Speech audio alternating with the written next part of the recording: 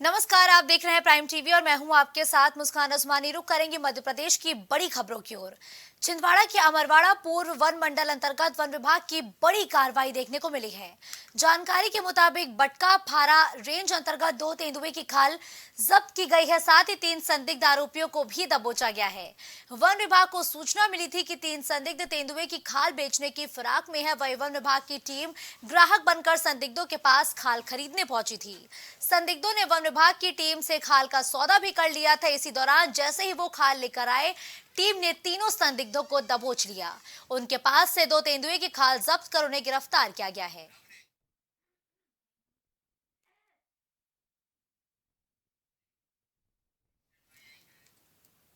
अगली खबर ग्वालियर से है, जहां गुरु नानक देव के प्रकट उत्सव के अवतार के रूप में इस दिन को मनाया जाता है। दरअसल गुरुद्वारे में अखंड पाठ साहिब का भोग चल रहा था। गुरुद्वारे में अखंड पाठ का भोग किया गया। इसके अलावा सुबह कीर्तन दरबार का भी आयोजन हुआ है, जबकि परिसर में भंडारा चल रहा है और भगवान गुरु नानक देव के अवतार पर्व पर फूलबाग के गुरुद्वारा परिसर में आतिशबाजी की जाएगी। साथ ही अखंड पाठ में शामिल होकर गुरु नानक जी का आशीर्वाद ले रहे हैं। कार्तिक पूर्णिमा पर दर्शन होते हैं। भगवान शिव और माता पार्वती ने एक कंपटीशन रखा गणेश जी में और कार्तिक में कि जो तीनों लोगों की परिक्रमा अगर प्रथम में आएगा वो पूजनीय होगा तीनों लोगों में। तो कार्तिक भगवान को थोड़ा अहंकार था, तो वो अपने मयूर से 3 लोगों की परिक्रमा करने चले गए। परंतु गणेश संस्कारी थे और बुद्धिमानी थे। उन्होंने मालूम था कि तीनों लोगों के स्वामी भगवान शिव जी और माता पार्वती हैं। उन्होंने अपने चूहे पर बैठकर साल में रात मैंने गुजारी। मेरी धर्मपत्नी का स्वास्थ्य ठीक नहीं है, उनके दौरान मैं रात्रि रहा। बहुत मनन चिंतन मेरे मन में रात भर चलता रहा।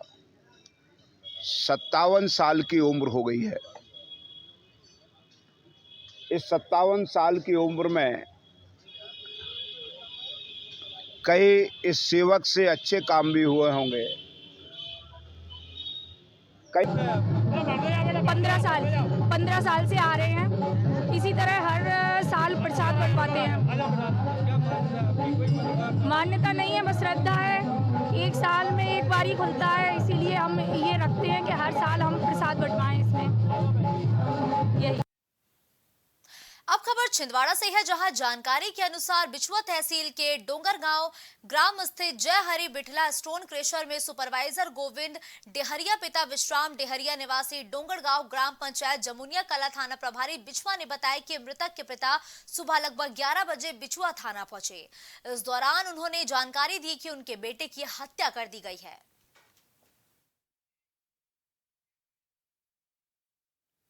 अगली खबर दमोह से है, जहां अनियंत्रित होकर बस पलटने से बस सवार 2 दर्जन से ज्यादा यात्री घायल हो गए हैं। इस दौरान सभी यात्रियों को जबेरा सामुदायिक स्वास्थ्य केंद्र में भर्ती कराया गया, जहां सभी का इलाज जारी है। आपको बता दें कि बस दमोह से जबलपुर की तरफ जा रही थी और ये मां वैष्णो ट्रेवल्स कंपनी की यात्री बस बताई गई है।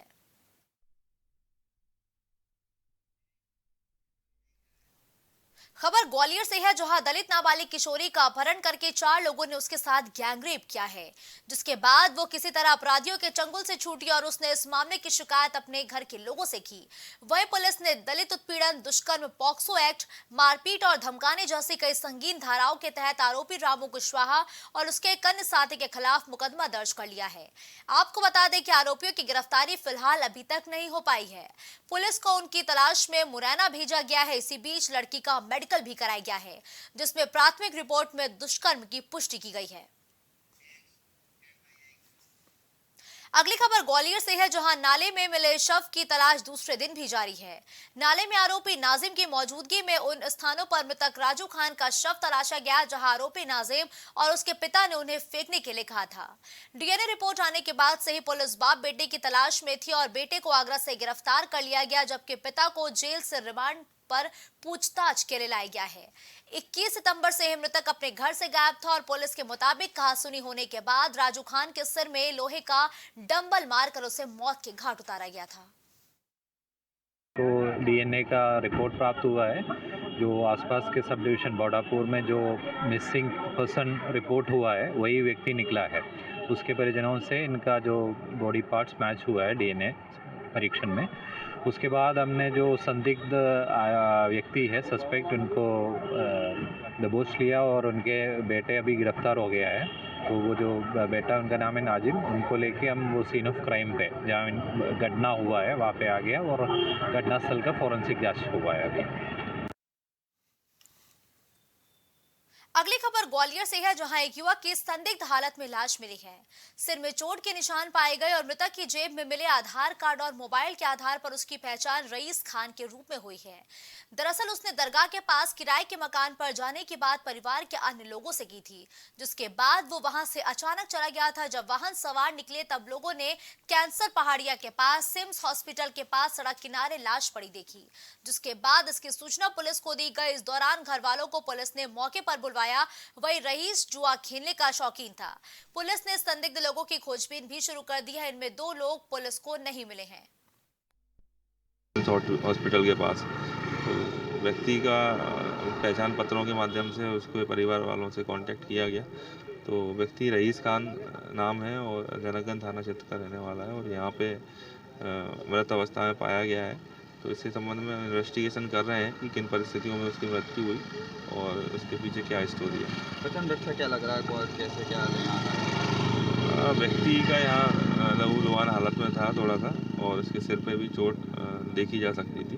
10 बजे लोगों ने देखा उनको, 11 बजे तक तो वो थे। उसके बाद वो कह रहा है घर जा रहा हूँ, कदानजी बाबा पे रहते थे किराए से, आरकोट और सीर में उन पुश्तैनी मकाने भैया वगैरह सब रह रहे हैं वहाँ पर। तो वहाँ से निकले, फिर जो घर नहीं पहुँच पाए। 2 बजे सूचना आई कंपू थाने से, फोन आया कि आपको इधर आ जाओ कैंसर पहाड़ी पे। तो भैया वगैरह सब लोग आए देखने, तो उनकी बॉडी डली हुई थी, नाक में से खून बह रहा था और सिर में भी काफ़ी खून निकल रहा था। तो उनको बॉडी उठाई तो 500 का नोट डला हुआ था और मोबाइल मिल गया था।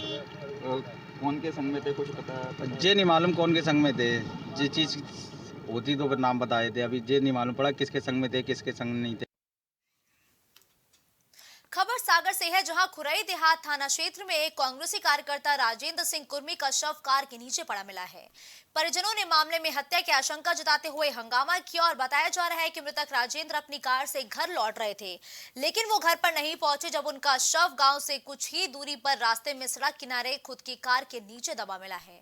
परिजनों ने इस पूरे मामले पर हत्या की आशंका जाहिर करते हुए बताया कि अगर सड़क दुर्घटना होती तो शव कार के ठीक नीचे कैसे आ जाता। फिलहाल पुलिस अब इस मामले पर कुछ भी बोलने से बचती नजर आई।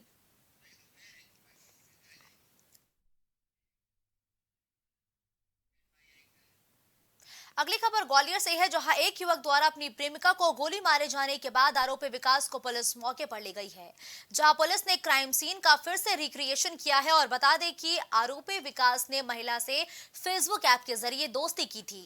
उसके बाद फिर उसे वो अपने साथ भगा ले गया था। कुछ दिन बाद वो उसकी अपनी प्रेमिका से अनबन होने लगी, जिसके बाद उसने इस घटना को अंजाम दिया।